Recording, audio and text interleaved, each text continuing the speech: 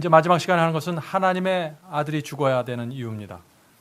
많은 분들이 얘기하죠. 하나님의 아들, 그리스도는 하나님의 아들인데 왜 그분이 죽어야 됩니까? 그런 질문을 하는 것이죠. 몇 해 전에 일본 동북부에 아주 엄청난 규모의 쓰나미가 왔습니다. 여러분들 텔레비전을 통해서 그 모습 봤습니까? 제가 그 미국에서 그걸 봤는데요.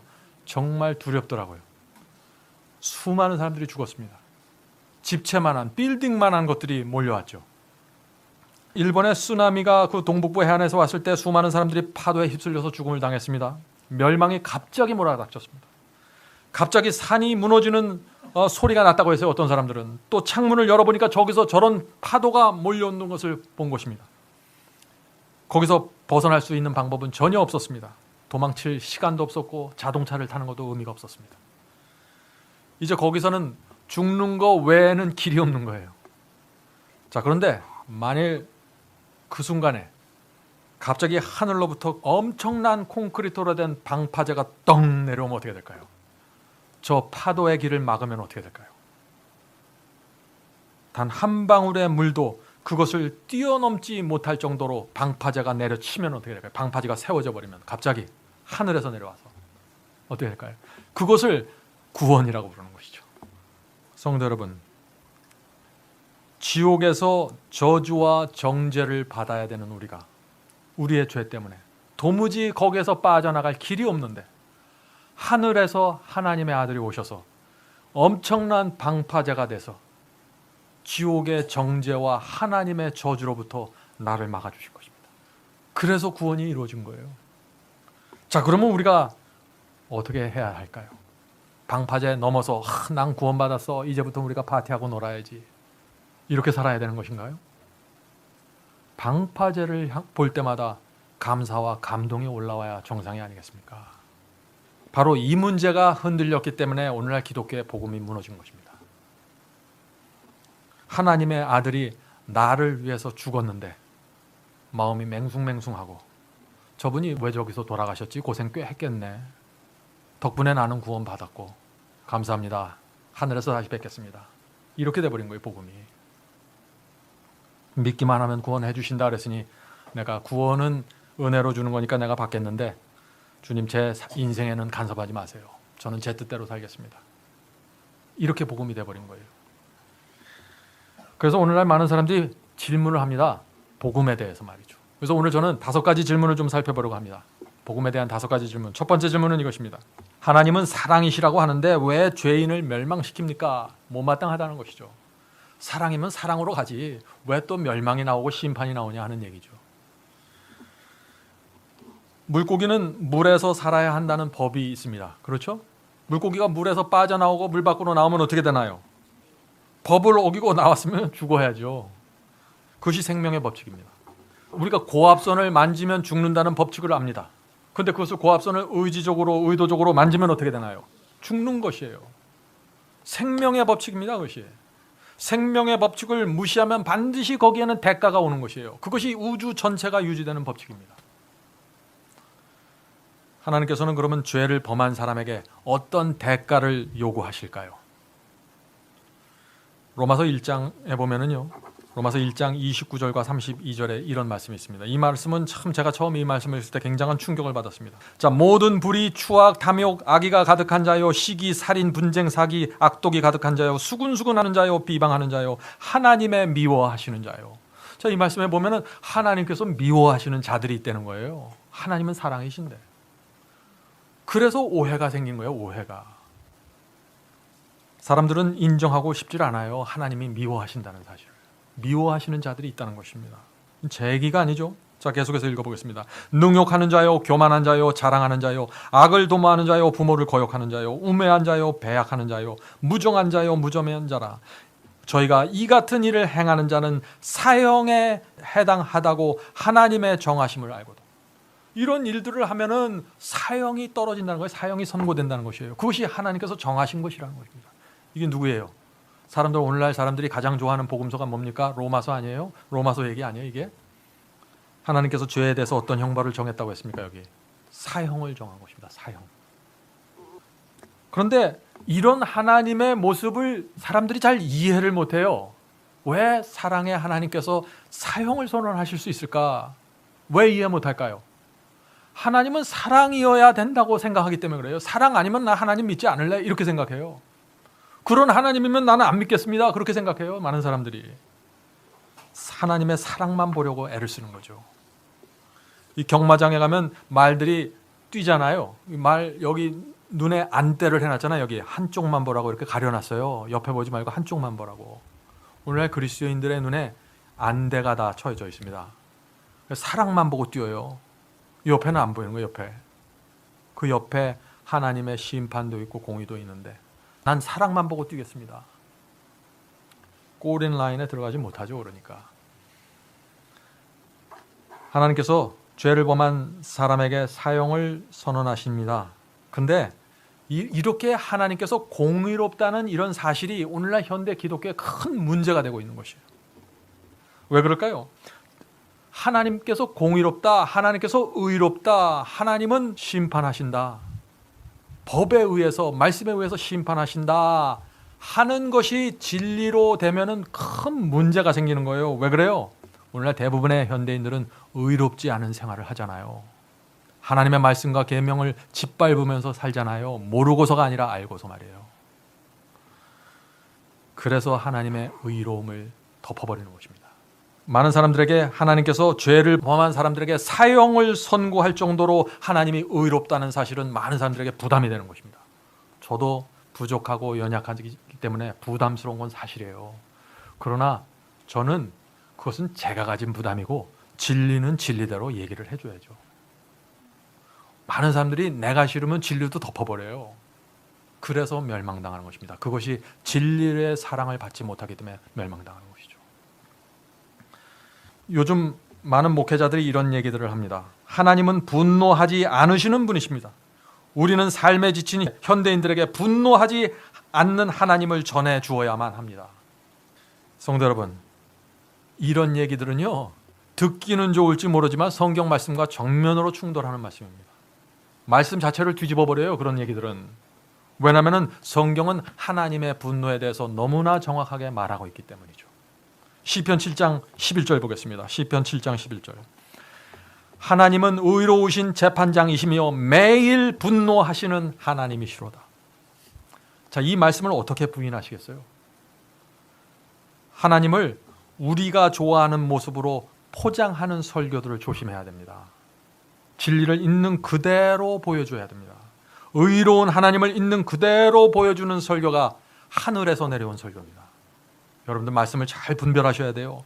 하나님은요, 분노하실 뿐 아니라 미워하신다고 했습니다.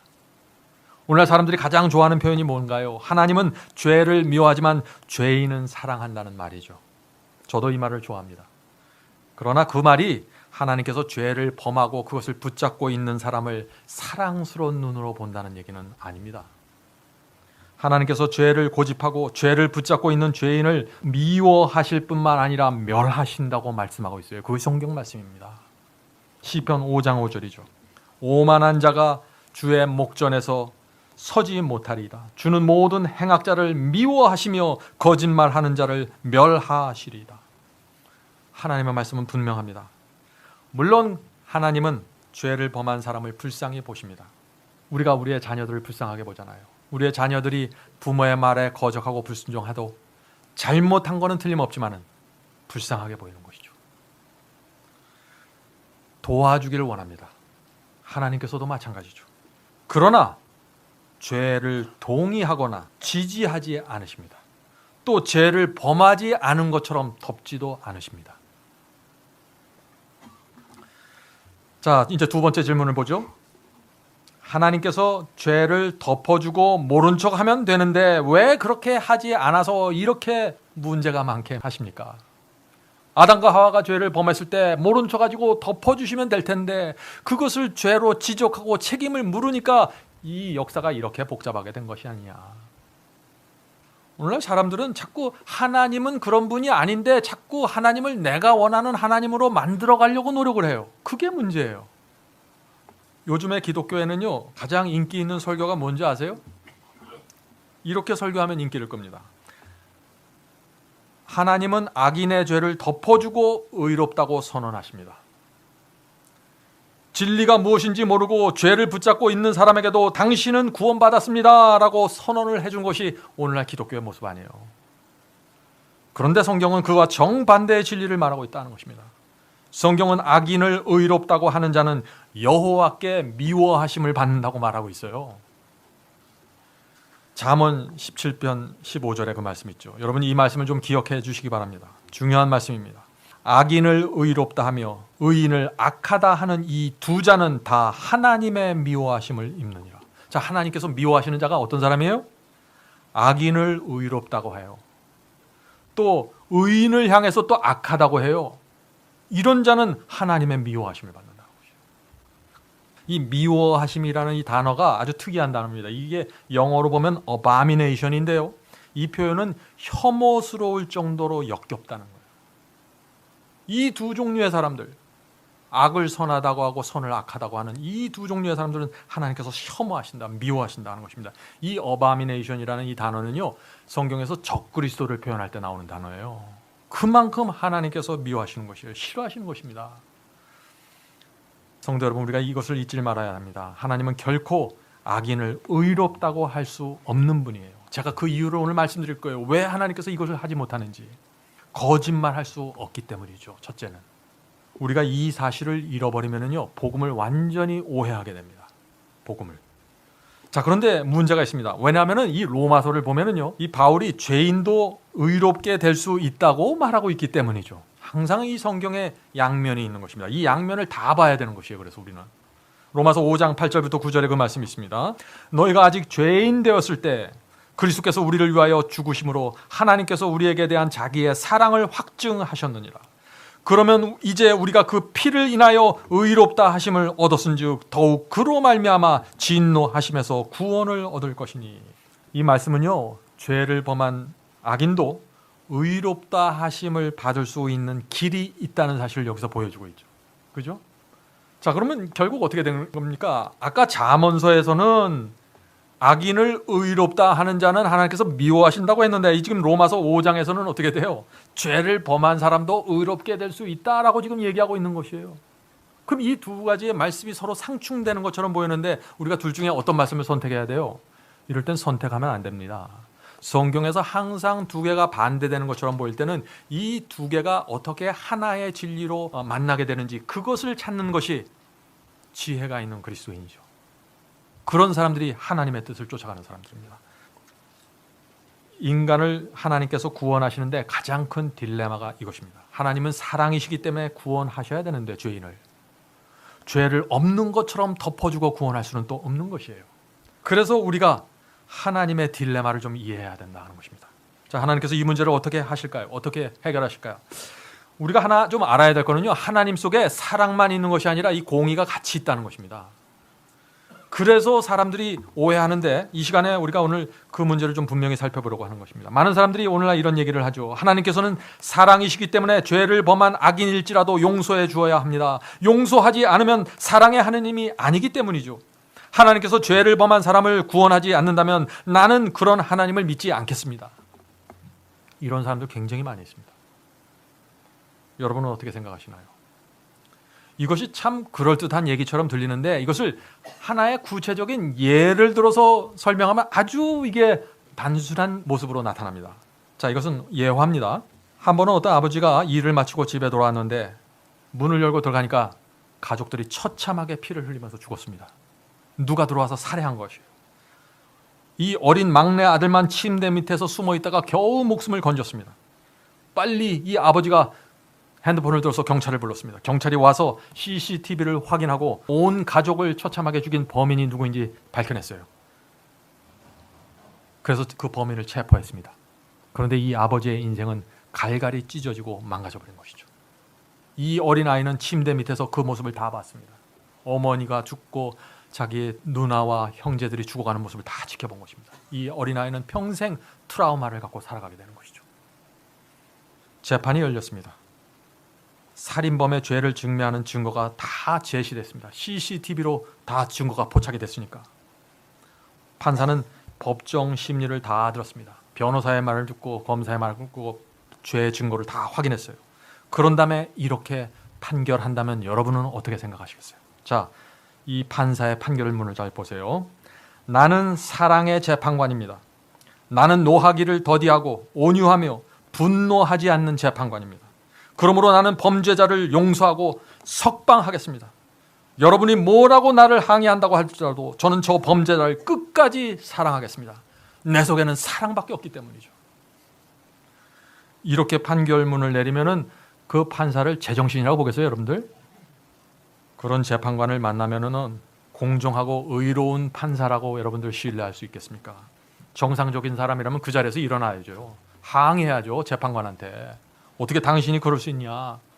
대통령에게 편지 보내야죠. 국회의원의 저 게시판에 띄워야죠. 요새 그런 거 잘하잖아요. 신문사와 방송사를 찾아가서 가족을 죽인 살인범보다 저 판사가 더 악합니다. 그렇게 말하지 않겠습니까? 지금 오늘날 기독교에서 하나님을 그렇게 보고 있다는 거예요. 제가 말하고자 하는 거는.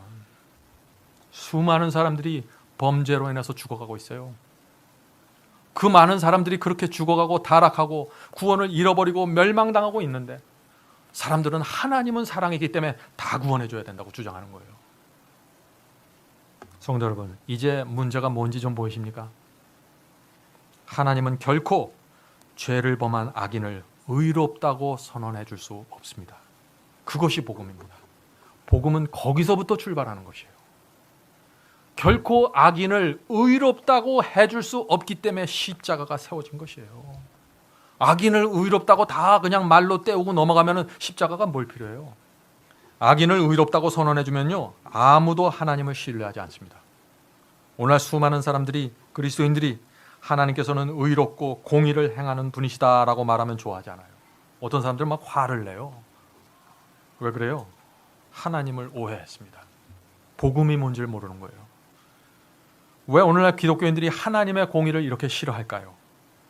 교회에서 잘못 교육받았기 때문입니다. 진짜 하나님이 아닌 다른 하나님을 만들어 놓고 섬기는 것이에요. 오늘날 그래서 교회 안에 두 하나님이 있는 것입니다. 악인을 악하다고 선언하는 하나님이 있고 악인을 의롭다고 선언해 주는 하나님이 있는 것입니다. 여러분은 어떤 하나님을 믿기 원하십니까? 오늘 대부분의 사람들은 악인을 의롭다고 선언해 주는 그런 하나님을 찾죠. 그런 설교를 하고 그런 복음을 나누면 사람들이 모여드는 것입니다. 왜냐하면 내 생활을 그대로 가져가고 내가 넓은 길을 그대로 걸어가도 여전히 나에게 구원이 개런티 되기 때문에.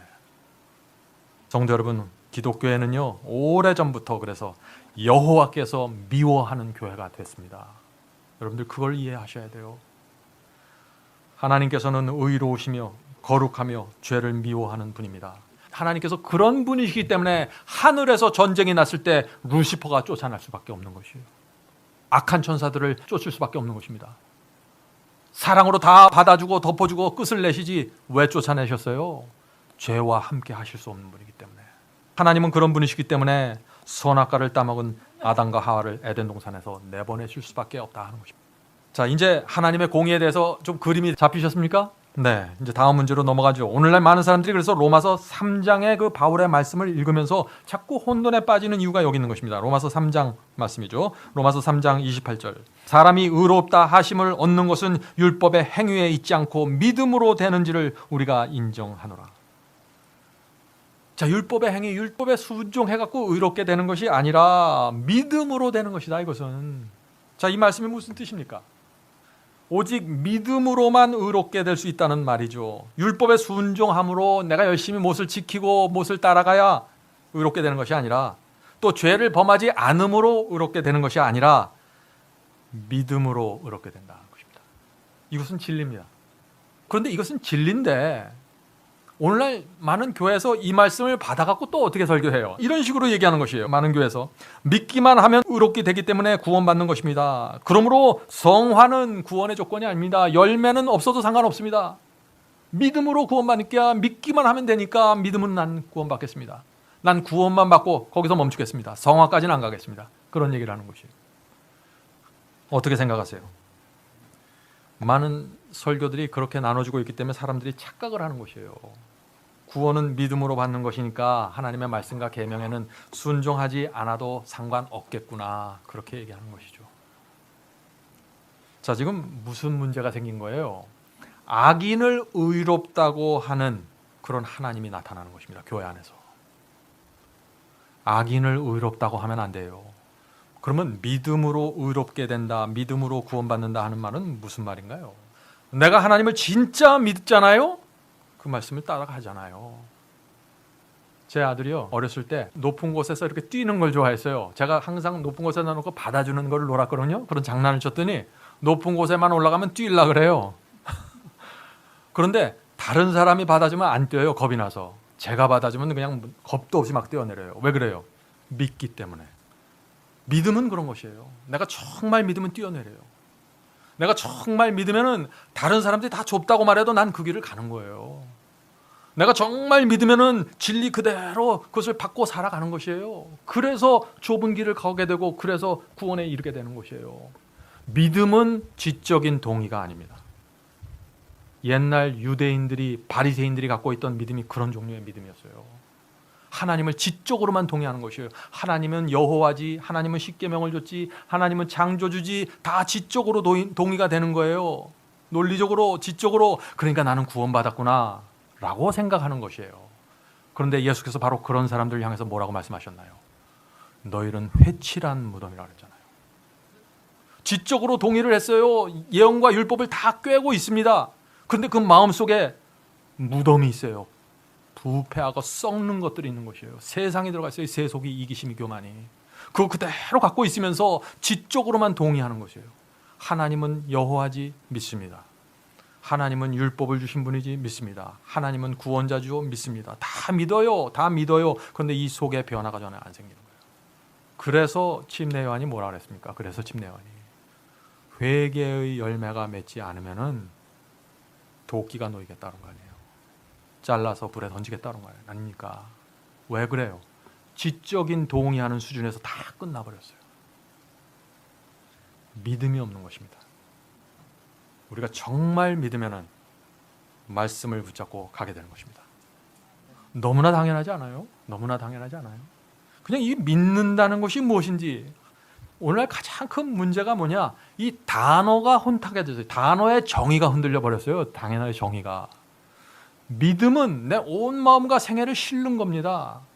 그래서 내가 내 말씀대로 순종하며 살아가는 것이에요. 그것이 믿음이에요. 그런데 오늘날 믿음이 뭐냐? 지적인 동의예요. 아, 내가 그거 압니다. 나도 그렇게 생각합니다. 그거 참 듣기 좋네요. 거기 믿음이에요. 그러니까 행함이 안 나오고 순종이 안 나오죠. 그러니까 야고보가 뭐라 그래요? 행함이 없는 믿음은 죽은 믿음이다. 그런 믿음 필요 없다 이거예요. 성도 여러분, 교회를 위해서 하나님께서 피를 흘리고 돌아가셨습니다. 그런데 이 교회가 하나님의 말씀을 버리고 계명에 순종하지 않고 열매를 맺지 못할 때 하나님께서 미워하는 대상이 될 수 있다는 것입니다. 왜? 교회를 통해서 거짓 복음이 퍼져나가는 것도 사실이니까. 사도 바울이 한 이 말씀을 이해하는 것은 그래서 중요한 것입니다. 로마서 3장 26절이죠. 하나님께서 자기의 의로우심을 나타내사 자기도 의로우시며 또한 예수 믿는 자를 의롭다 하려 하심이니라. 하나님도 의로워져야 돼요. 우리만 의롭게 해주면 안 돼요. 악을 선하다고 하면서 대충 덮어갖고 우리를 의롭게 만드시면 하나님이 의로워지질 않아요. 그래서 로마서에선 사도 바울이 하나님도 의로우셔야 되고 우리도 의롭다함을 받아야 된다라고 말하는 것입니다. 성도 여러분, 하나님께서 악인을 의롭다고 하면은 의로운 하나님이 될 수 없는 것이에요. 오늘날 교회에서 하나님께서 죄를 덮어주신다, 하나님께서는 죄를 범해도 여전히 의롭다고 선언해 주신다, 이런 설교들이 쏟아져 나오고 있는 것입니다. 그런 설교들 때문에 하나님께서 미워하는 교회가 된 것입니다. 그래서 마지막 시대, 사도 요한은 마지막 시대 교회를 보면서 무너졌도다 무너졌도다 큰 성 바벨론이요, 이 교회를 바벨론이라고 말하는 거예요. 중세기에 때는요, 중세기 종교 암흑시대는 천주교, 구교가 바벨론이 되어버렸습니다. 무너졌습니다. 마지막 시대가 되면서 종교개혁 운동으로 일으켜 놓으신 이 개신교회가 다시 바벨론이 되는 것입니다. 그래서 요한계시록에는 음녀가 있고 음녀의 딸들이 있다고 말하는 것이에요. 음녀는 천주교이고 음녀의 딸들은 타락한 교리, 세속화된 교리, 하나님의 말씀과 계명을 버리는 교회, 이것이 딸들이다 하는 것입니다. 자, 세 번째 질문 보겠습니다. 죄를 범할 때마다, 세 번째 질문 이것이에요. 죄를 범할 때마다 용서해 달라고 기도하면 구원은 보장되는 것이 아닌가요? 하는 것이죠. 이 질문은 반은 맞고 반은 틀립니다. 우리가 죄를 범할 때 간절한 마음으로 주 앞에 나가서 기도하면 죄를 용서받습니다. 그것은 틀림없는 진리입니다. 그런데 이 용서가, 하나님의 용서가 밴딩머신에서 커피를 빼먹듯이 받는 것이 아닙니다. 밴딩머신에서 커피 빼려면 어떻게 돼요? 500원짜리 동전 몇 개 놓고 컵 집어넣으면 자동으로 물 떨어지잖아요. 오늘 많은 사람들이 용서가 그렇게 돼버렸어요. 내가 오늘 죄 졌지, 걱정하지 마. 오늘 저녁에 나가서 기도하면 또 다 용서되는데 뭐. 왜 이 하나님의 용서가 그렇게 값없이 떨어졌을까요? 죄의 용서를 위해서 하나님의 아들이 죽었다는 것을 잊어버린 것이에요. 오늘 많은 사람들이 오해하는 성경절이 뭔지 아세요? 이 성경절입니다. 미가서 7장 18절 19절입니다. 주와 같은 신이 어디 있으리까? 주께서는 죄악과 그 기업의 남은 자의 허물을 사유하시며 인애를 기뻐하심으로 진노를 오래 품지 아니하시나이다. 다시 우리를 불쌍히 여기셔서 우리의 죄악을 발로 밟으시고 우리의 모든 죄를 깊은 바다에 던지시리다. 자, 이 말씀이 무슨 뜻입니까? 이 말씀 참 좋아하는 말씀이죠. 하나님은 인애하시고 진리를 오래 품지 않으시고 우리를 불쌍히 여겨서 우리가 범한 죄를 발로 밟으시고 우리 죄를 커다란 덩어리로 뭉쳐서 깊은 바다에 던져버리시고 잊어버리신다 하는 이 말씀 말이죠. 죄를 범한 사람에게 이 말씀처럼 위로와 용기를 주는 말씀은 없는 것입니다. 그런데 이 말씀을 그리스도의 입장에서, 예수님의 입장에서 바라보고 읽으면 어떻게 될까요? 우리가 신나게 죄를 용서받으면서 손뼉 치고 감사합니다, 손을 흔들면서 할렐루야 하고 있을 때 이 죄를, 우리가 던지는 이 죄를 받아서 그 죄를 해결하는 하나님의 아들의 입장은 어떨까요? 그리스도는 십자가에 매달려서 우리가 던지는 모든 죄를 온 몸으로 받아주고 있는 것입니다. 우리가 죄를 고백하고 주 앞에 나갈 때 그 사실을 이해해야 되는 것입니다. 그리스도는 우리가 던지는 단 하나의 죄도 거절하지 않으십니다. 왜냐하면 단 하나의 죄라도 대가를 지불하지 않으면 그 죄를 범한 사람은 구원을 받을 수 없기 때문이죠. 여러분이 범한 죄 단 하나도 그냥 없어지는 것이 아닙니다. 그리스도의 피가 그 죄의 값을 다 지불해 줘야 되는 것입니다. 그래서 예수께서 십자가에 달리셔서 마지막 피 한 방울까지 다 흘리셔야만 했던 것이죠. 누가 여러분의 죄를 쉽게 용서해 준다고 하던가요? 구원은, 죄의 용서는 은혜로 주어지는 것입니다. 거저주는 것이죠.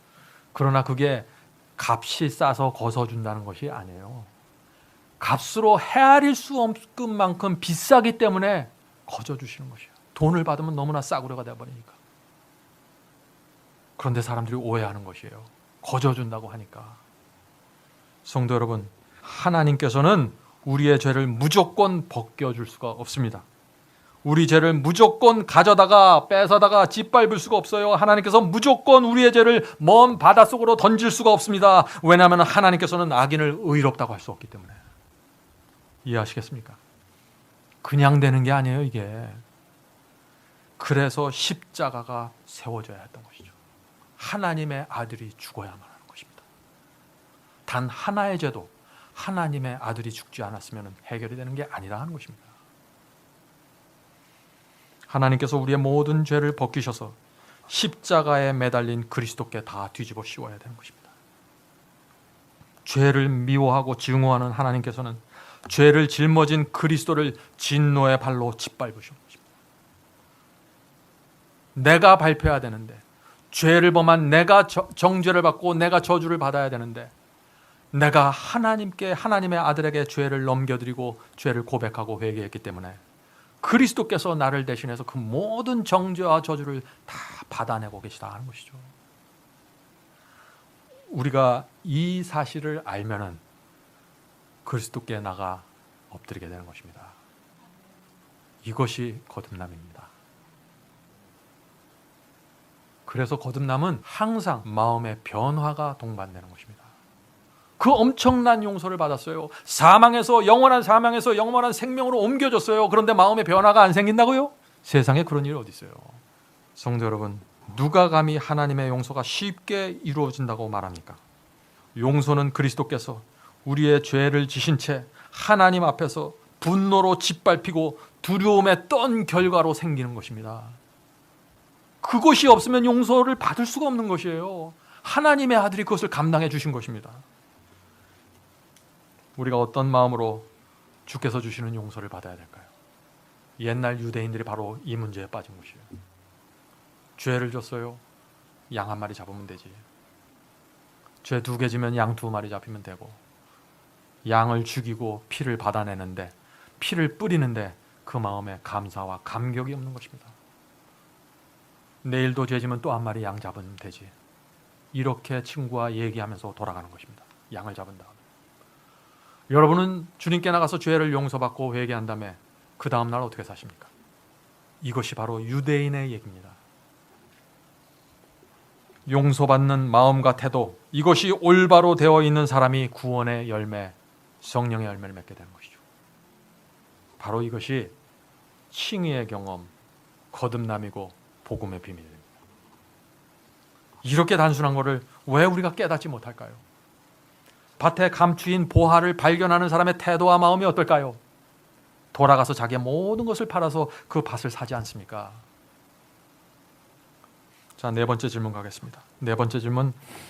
하나님께서 어떻게 죄를 범한 사람을 그러면 구원하십니까? 죄를 범한 사람이 의롭게 되는 방법이 그럼 무엇입니까?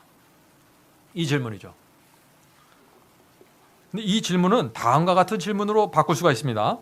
하나님께서는 어떻게 당신 자신의 의로움을 유지하는 상태에서 악인의 죄를 용서할 수 있습니까? 라는 질문입니다. 그렇죠? 이 질문에는 답이 하나밖에 없어요. 그 답은 뭡니까? 화목제물입니다. 화목제물. 로마서 3장 25절에 그 말씀이 있습니다. 예수를 하나님이 그의 피로 인하여 믿음으로 말미암는 화목제물로 세우셨으니 예수님이 하나님의 아들이 화목제물이 돼서 찢겨지고 벗겨지고 태워주셨습니다. 그래서 하나님은 하나님의 의로우심을 그대로 유지할 수 있는 상태에서 우리의 죄가 용서받고 의롭게 될 수 있다 하는 것입니다. 그러므로 우리의 의로움 대신 어떤 값이, 어떤 대가가 지불된 것이에요? 하나님의 아들의 생명이 지불된 것입니다. 그래서 용서받는 죄인, 죄를 고백하고 난 죄인의 마음속에 말할 수 없는 감사와 찬송이 나와야 되는 것이죠. 그것이 있는 사람들은 좁은 길을 가게 되고 주님의 말씀에 충성하고 열매 맺게 된다는 것입니다. 자연스러운 것이죠. 죄의 삭은 사망이기 때문에 악인의 죄를 용서하고 의롭게 하려면 반드시 누군가 죽어야 되는데 누가 죽어야 돼요? 하나님의 아들이 죽어야 된다는 것입니다. 누가 이 악인이 받아야 될, 누가 내가 받아야 될 그 저주와 정죄를 대신 받아주실까요? 하나님의 아들이 받아주셨다는 것입니다. 그래서 우리가 십자가를 바라보고 그리스도를 바라보기만 해도 가슴이 먹먹해져 오는 것입니다. 자, 흠없는 어린 양이 화목제물로 바쳐졌다. 이 말 한마디가 우리 마음에 감동을 주고 우리 가슴을 쳐야 된다는 것입니다. 신앙이 실제면, 우리가 진짜 그리스도를 믿으면 그렇게 된다는 것이죠. 그래서 믿음으로 구원받는 것입니다. 믿음으로. 하나님의 공의를 완전히 만족시키고 하나님의 진노와 저주를 완전히 가라앉히실 수 있는 분은 그리스도밖에 없습니다. 그것은 우리의 행위로도 안 되는 것이에요. 여러분이 100년 동안 선을 행해보세요. 그 분노가 가라지나? 그건 안 되는 것이에요. 값이 지불돼야 됩니다. 여러분이 죽어보세요. 여러분이 순교자가 되보세요. 그 값이 지불되나요? 안 돼요. 하나님의 아들의 생명이 바쳐져야 되는 것이죠.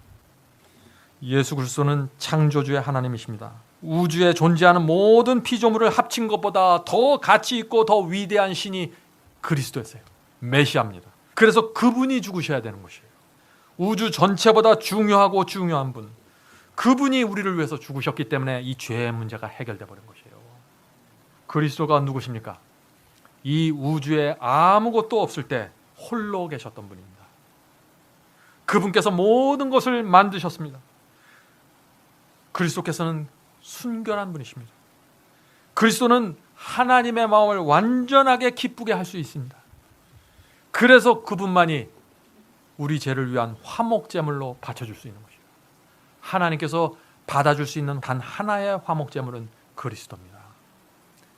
그래서 율법으로나 의롭게 될 수 없고 행위로도 의롭게 될 수 없고 그리스도의 죽음, 번제단 위에 바쳐진 그 죽음을 통해서만 의롭게 될 수 있다는 것입니다. 사형 선고를 받은 죄인이 감옥소에서 10년 동안 잘 모범으로 지나면 사형이 없어지나요? 아니죠. 20년 동안 열심히 교도소 안에서 그 규칙을 잘 지키면 그 죄가 사라집니까? 아니죠. 그 법을 만든 사법부에서 사면 명령을 내려줘야 살아나는 것입니다. 길은 하나밖에 없어요. 내 순종과 내 행함과 내 열매가 아니라 하나님의 명령이 필요한 것입니다. 사면하겠다는 명령. 그런데 이 하나님은 의로우신 분이기 때문에 반드시 내가 범한 죄의 대가를 누군가 지불시켜야 돼요. 그래서 하나님과 하나님의 아들이 만나서 미팅한 것이에요. 미팅. 어떤 미팅을 했습니까? 사랑하는 내 아들이요, 아들이 내려가서 저 인간들이 범한 저 수많은 죄의 값을 치르지 않는다면 내가 저들을 멸망시킬 수밖에 없는데 어떻게 하면 좋겠나? 이것이 두 분 사이에 이루어진 미팅이었습니다. 그것이 하나님의 사랑이고 하나님의 은혜입니다. 로마서 3장 25절을 다시 읽어보죠. 이제 이 말씀의 의미가 점점 더 여러분 마음속에 다가올 것입니다. 예수를 하나님이 그의 피로 인하여 믿음으로 말미암는 화목제물로 세우셨으니 이는 하나님께서 길이 참으시는 중에 전에 지은 죄를 간과하심으로, 간과한다는 건 용서하신다는 얘기예요. 전에 지은 죄를 용서하심으로 화목제물이 바쳐졌기 때문에 용서할 수 있는 거예요. 간과하심으로, 용서하심으로 자기의 의로우심을 나타내려 하심이니, 화목제물이 바쳐졌기 때문에 그 죄의 대가가 다 지불됐기 때문에 이제는 하나님께서 용서를 해도 하나님의 의로우심이 유지된다는 것이죠. 자, 그래서 이것을 우리가 이해하면 좋습니다. 단 하나의 죄도 어물쩍하게 넘어가지 않는다는 사실을 정확하게 이해해야 되는 것입니다. 그래서 십자가가 세워진 것이에요. 하나님께서 아담과 하와의 죄를 모른 척하고 덮어주었으면 어떻게 됐을까요? 온 우주와 천사들이 하나님께 향해서 질문했을 것입니다. 왜 사탄과 악령들은, 천사들은 죄를 범했다고 쫓아냈는데 저 인간들은 죄를 범했는데 그대로 덮어주고 모른 척 하십니까? 하나님은 왜 이때는 이렇게 하고 저럴 때는 저렇게 합니까? 도대체 우리가 하나님의 어느 장단에 맞춰야 되나요? 앞으로 누구는 용서해주고 누구는 덮어주실 것입니까? 이런 질문들이 쏟아지지 않겠어요? 그래서 그렇게 되면 어떻게 될까요? 사탄이 온 우주를 다니면서, 동네마다 다니면서, 행성마다 다니면서 소문을 내는 것이죠.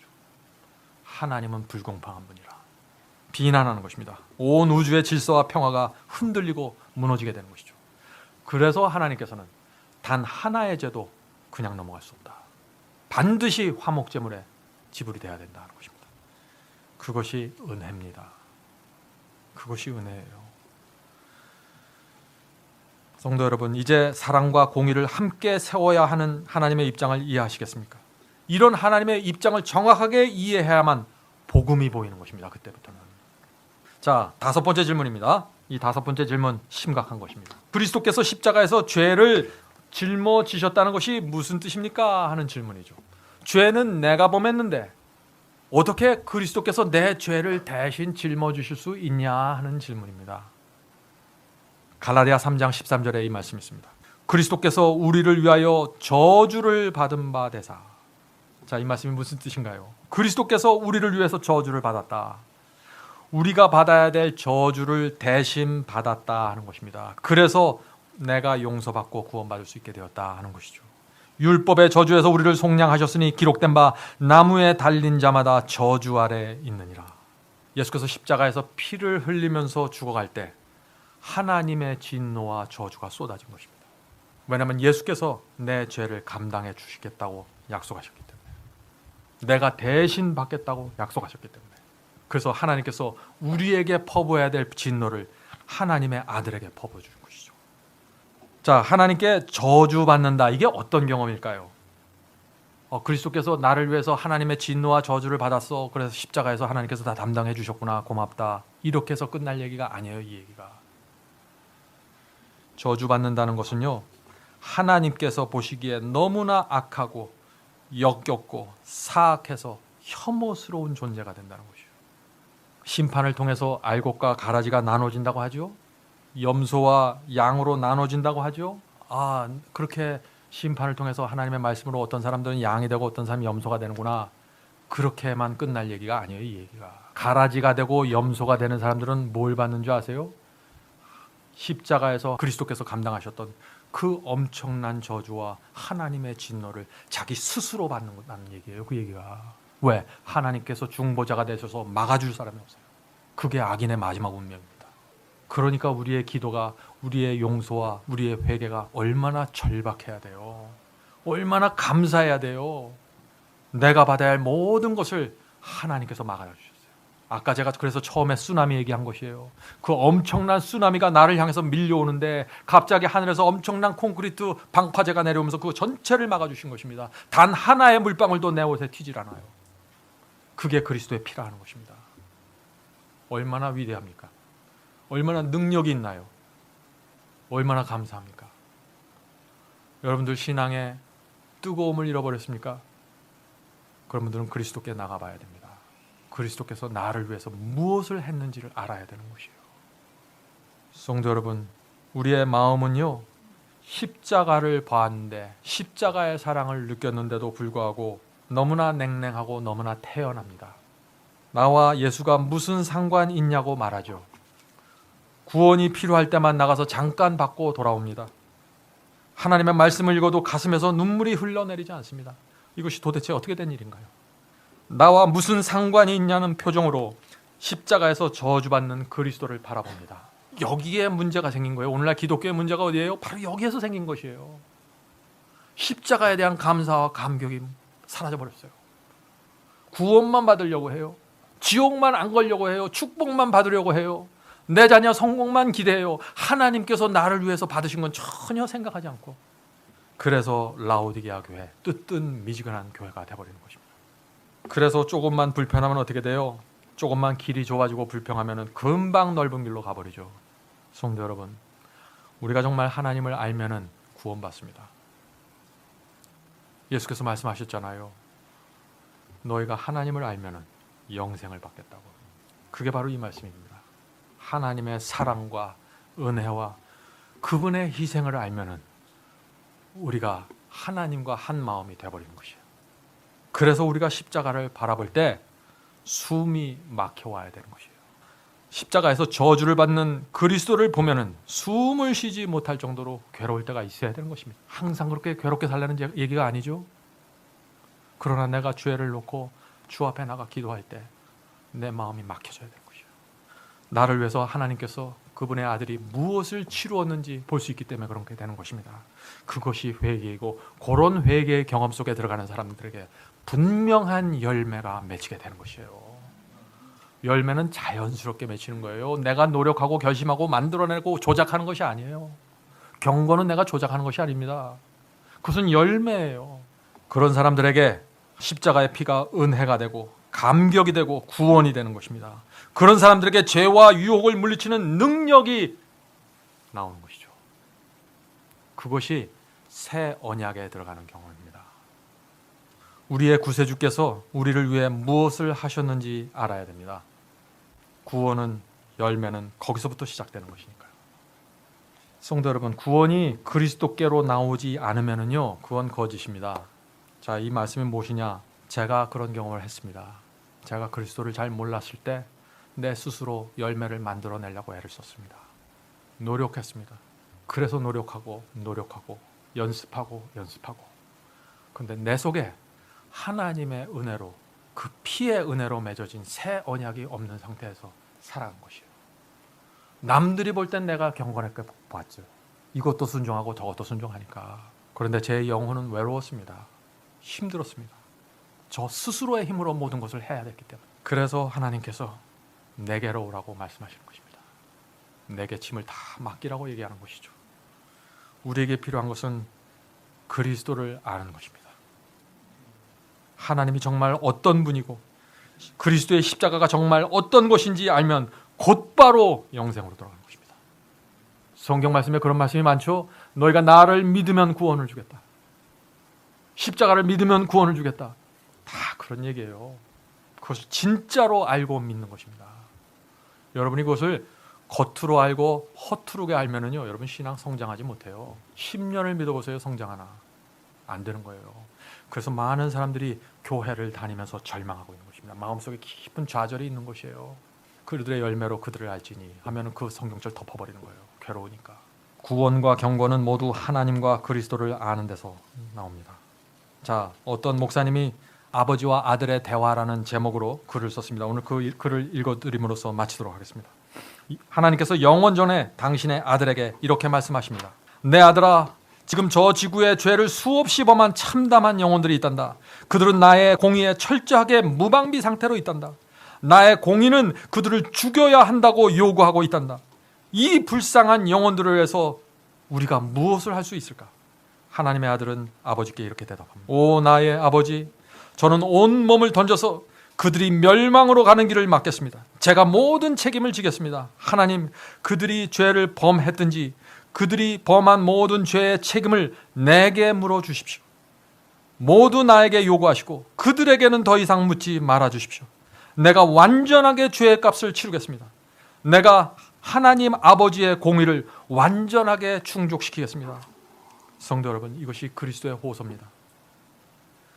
여러분은 이 호소를 들으십니까? 그리스도의 이 호소가 우리에게 은혜가 돼서 오는 것입니다. 이 은혜 때문에 죄로부터 해방된 것입니다. 죄를 범했더라도 그 죄를 기도를 통해서 주 앞에 넘겨드리면, 그리스도 예수의 이름으로 넘겨드리면 완전히 해방되는 것입니다. 단 하나의 진노와 저주도 나를 적실 수가 없는 것입니다. 2000년 전에 그 일이 이루어진 것이에요. 계속해서 이 아들의 말을 좀 들어보세요. 하나님 아버지, 제가 아버지의 공의 앞에서 그들이 치루어야 할 고통을 단 한 방울도 남기지 않고 다 치르겠습니다. 제가 모든 대가를 치르겠습니다. 그 말을 듣고 하나님께서 그 아들에게 이렇게 대답합니다. 내 아들아, 네가 그들을 위해서 대가를 치른다면은 너는 마지막까지 치러야 한단다. 단 한 사람의 죄값도 남겨둬서는 안 된다. 아들아, 너는 나의 공의가 감해질 것을 기대해서는 안 되며 나의 저주와 진노가 경감될 것을 원해도 안 된다. 아무것도 기대하면 안 된다. 왜냐하면 내가 그들을 살리려면 반드시 너를 죽여야 하기 때문이다. 아들아, 그 엄청난 희생을 감당할 수 있겠니? 이것이 영원전에 하나님과 그리스도 사이에 오갔던 대화를 쓴 것입니다. 성도 여러분, 이 대화 속에서 우리가 무엇을 보아야 할까요? 그리스도께서 이렇게 대답하십니다. 아버지, 그렇게 하십시오. 그들을 살릴 수만 있다면 아버지께서 요구해야만 하는 모든 것을 요구하십시오. 제가 모두 감당하겠습니다. 죄의 값을 감당하다가 혹시 제가 파멸당한다고 할지라도 저는 그 길을 가겠습니다. 여러분, 십자가는요, 쇼가 아니었습니다. 십자가는 하나님의 아들이 인간이 되셔서 실제로 고통을 느끼면서 십자가에 매달렸던 것입니다. 여러분의 죄와 제 죄가 실제적으로 십자가에서 사해지고 값을 치른 것입니다. 그래서 여러분들 죄를 졌습니까? 지난주에 기도해서 하나님께 넘겼으면 완전한 평안 속으로 들어가십시오. 그것이 하나님의 피를 고귀하게 보는 믿음입니다. 계속해서 읽겠습니다. 제가 가진 모든 것을 팔아서 죄의 값을 치르겠습니다. 그들을 위해서라면 지구에 내려가서 사탄과 사람들에게 굴욕을 당하겠습니다. 기꺼이 감당하겠습니다. 아버지, 저를 갈보리 십자가로 보내주십시오. 사랑하는 성도 여러분, 이것이 저와 여러분을 살린 하나님의 사랑이고 그리스도의 은혜입니다. 우리가 이 사랑과 은혜를 갖고 있기 때문에 우리가 넘어질 때라도, 심지어는 죄를 범해서라도 여전히 희망을 갖고 하나님께 갈 수 있는 것입니다. 그렇다고 우리가 아무렇게나 살면서 죄를 마음대로 지으라는 얘기가 아니죠. 이것은 내 마음과 몸을 다해서 주님을 위해 살다가 좁은 길을 걷다가 실수했을 때 은혜를 받는 것입니다. 그냥 막무가내가 아닙니다. 예수께서 너희가 나의 계명을 지키면 나의 친구라고 말씀하십니다. 여러분은 주님의 친구가 되시겠습니까? 오늘 여러분이 나와서 여러분의 마음과 생애를 주님께 드리실 때 하늘에서 정말 큰 위로와 감사가 있을 것입니다. 여러분의 결심과 여러분의 헌신을 보면서 하나님께서 얼마나 기뻐하셨을까요? 믿음은 하나님의 마음을 기쁘게 하는 것입니다. 믿음은 내 마음대로 사는 것이 아니고 내가 순종을 하든지 무엇을 하든지 하나님의 영광과 기쁨을 위해서 살아가는 것입니다. 이제 우리는 하나님의 사랑에 응답해야 합니다. 그분의 사랑과 은혜로 내 마음과 영혼을 가득 채우시고 이제 남은 생애를 그리스도를 위한 나그네로 살아가기를 제가 간절히 바랍니다. 잠깐 기도하고 마치겠습니다.